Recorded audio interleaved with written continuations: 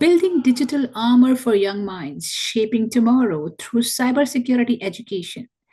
When we talk about shaping tomorrow, we often talk about innovation. We talk about artificial intelligence, we talk about technology, we talk about the future of work.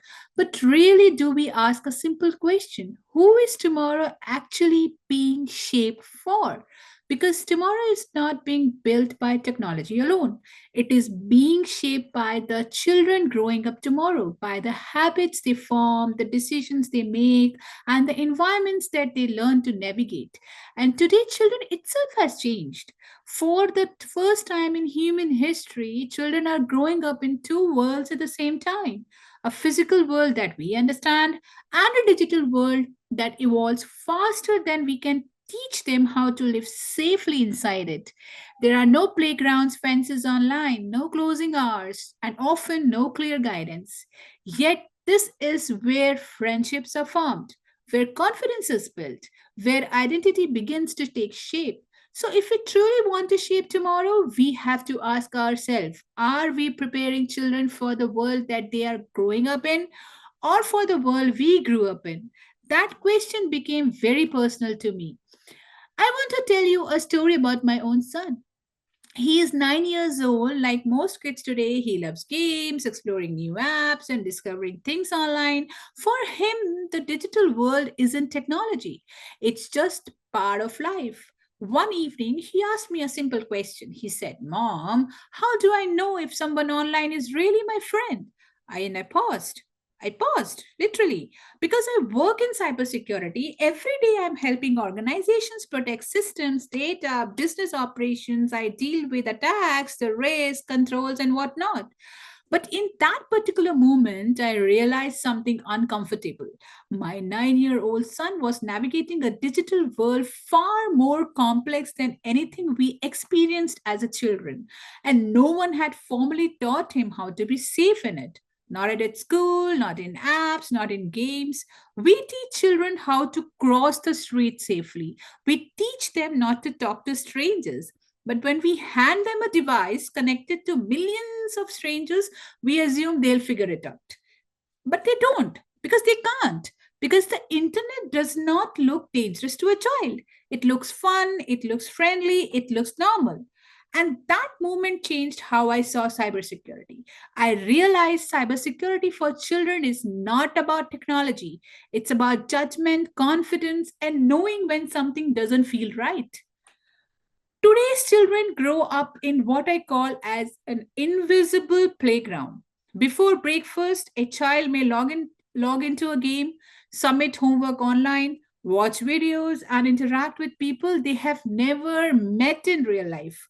And yet, we still treat cybersecurity as an adult problem, as an organization problem. But cyber risks today are not just about technical incidents at all. They are emotional experiences: cyberbullying, manipulation, oversharing, trusting the wrong person. And unlike mistakes in the physical world, digital mistakes don't simply disappear, they stay. The problem is not that the children are careless. The problem is that we expect them to make decisions that they were never taught to make. In my professional life, I have seen something consistent. Most security failures do not begin with technology failure, they begin with human behavior.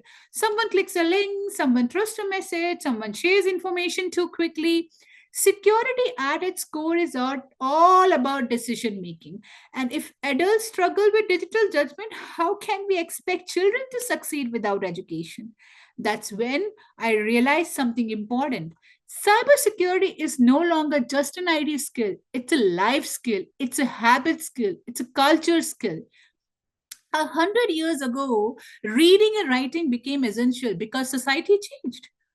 We have STEM subjects for these kids from grade 3 to grade 12 and whatnot. We ask them to go for this class, to go to that class, to learn math, to learn science, and to learn English.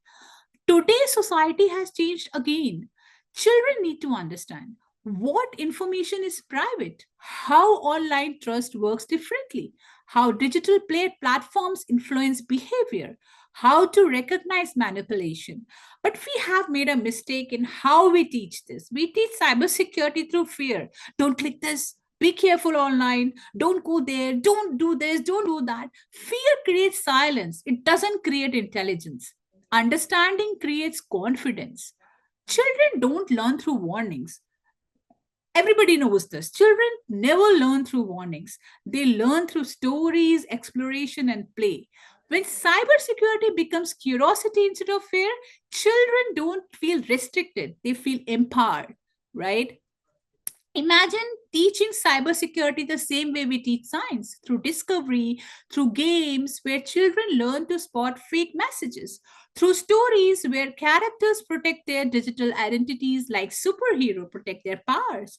When children understand why something is risky, something remarkable will definitely happen. They pause before acting. They will ask questions. They will help each other. They stop being the weakest link. They become the first line of defense. And that changes not just individual safety, it changes the culture. So I want to leave you with this thought. We don't give children armor after they get hurt, right? Do we? No. We prepare them before they enter the battlefield. The digital world is not going away anytime sooner. It's not going away at all. It is becoming more complex and it is going to get more complex. And the children growing up today are not just users of technology, they are its future builders. If we truly want to shape tomorrow, we must start earlier. There is no debate about it. We must treat cybersecurity not as a technical subject, but as a fundamental life skill. Because when we teach children how to protect themselves online, we don't just prevent harm. We give them the confidence, we give them the independence, and we give them the ability to grow safely in the world they are already living in.